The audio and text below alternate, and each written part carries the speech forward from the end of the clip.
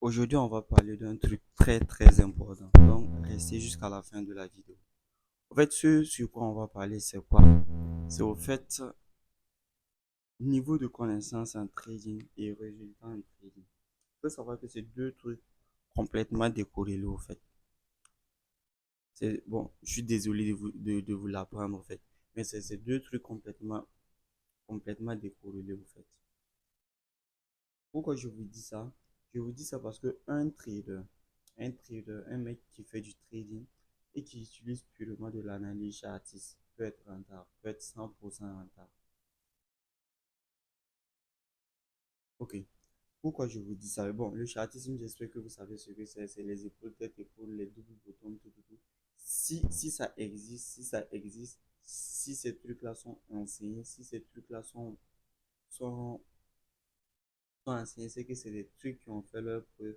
Et ce sont des patterns qui se répètent sur les marchés financiers. C'est également des patterns qu'on a remarqué qui, effectivement, avec une haute probabilité, on avait de la chance d'être rentable avec ces trucs-là. J'espère qu'on est tous d'accord sur ces trucs. Ok. Maintenant, c'est quoi? Vous allez voir que dans la majorité des cas, moi, je suis passé de là. Je suis passé de là. Et plus tu avances, plus tu te rends compte que, bon, dans le domaine du trading, tu ne peux pas tout apprendre. C'est soit tu es passionné par le trading, tu veux t'éduquer au maximum sur les marchés financiers. Et si tu attaques ça si tu vois le trading, les marchés financiers de ce point de vue-là, c'est-à-dire tu vas même pas te limiter au trading parce que tu vas t'intéresser à l'investissement, tu vas t'intéresser à plusieurs marchés au fait. Ça, c'est différent en fait. Mais je parle du côté où toi, tu veux juste trader. Le chartisme, ça suffit. Ce qui pousse les gens à laisser le chartisme pour aller apprendre le SMC, soit le ICT, c'est quoi? C'est un problème de psychologie, c'est un problème de mindset. Je suis désolé de vous le dire, mais c'est dans la majorité des cas, c'est un problème de psychologie, c'est un problème de mindset. Parce que c'est quoi? On sait très bien que le chartisme, c'est le point d'entrée, en fait. C'est genre, bon, quand tu rentres dans le domaine du trading, tu es obligé de passer par cette barrière-là. Parce que c'est ce par quoi tu passes pour apprendre, c'est un peu les bases, au fait, de l'analyse technique. Est-ce que tu vois un peu? En fait, quand le débutant, il apprend ça, tout, bon, du coup, il se dit professionnel. Il se dit professionnel. Effectivement, il a des connaissances. Effectivement, il sait analyser, il sait repérer ces trucs-là sur les graphiques. Mais jusqu'à ce qu'il fasse un dépôt sur un contraire et qu'il essaie de trader au fait, il se rend compte que quoi? Il y a un chose, il se rend compte qu'il y a un aspect du trading qu'il n'a pas pris en compte et ça, c'est la psychologie. Et ça, il ne peut pas le savoir. Parce qu'un débutant, c'est quoi? Un débutant qui enchaîne, imagine tu trades les épaules tête épaule.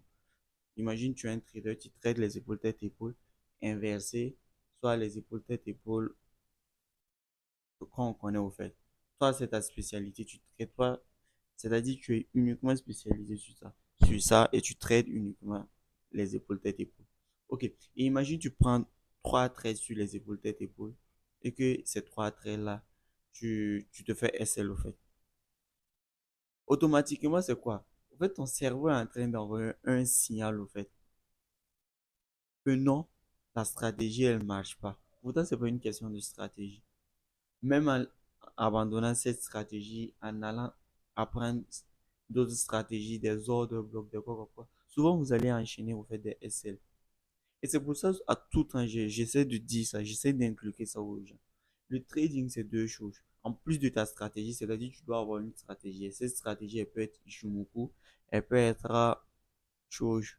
Ça peut être Ishimoku, ça peut être du price action, ça peut être du chartisme, ça peut être de l'ICT, ça peut être du CRT, ça peut être tout ce que tu veux au fait. La stratégie, elle peut être tout ce que tu veux. Mais il y a deux trucs qui rentrent en compte. C'est la psychologie du trader, c'est le money management, c'est le trade management. Ce sont ces trois trucs-là qui rendent un trader rentable.